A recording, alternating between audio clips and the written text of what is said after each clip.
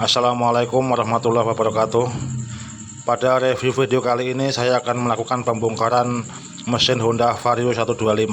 Untuk keluhan mesin ini yaitu ngebul dan bunyi crankshaft atau bunyi stang sehernya itu bunyi kencang. Dan ini sudah saya bongkar dari sasisnya, sekarang tinggal dibongkar untuk komponennya supaya lebih singkat. Dan langsung aja kita bongkar.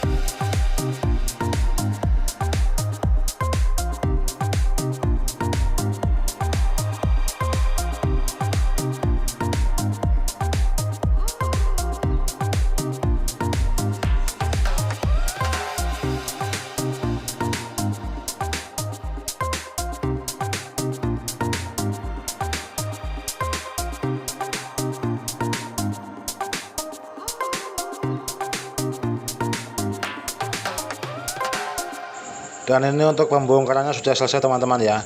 Nanti untuk piston kitnya dan stang sehernya langsung dibawa ke tukang bubut untuk dikolter sama dipres, dan selanjutnya kita pasang semuanya. Untuk video kali ini sampai di sini dulu, saya akhiri. Wassalamualaikum warahmatullahi wabarakatuh.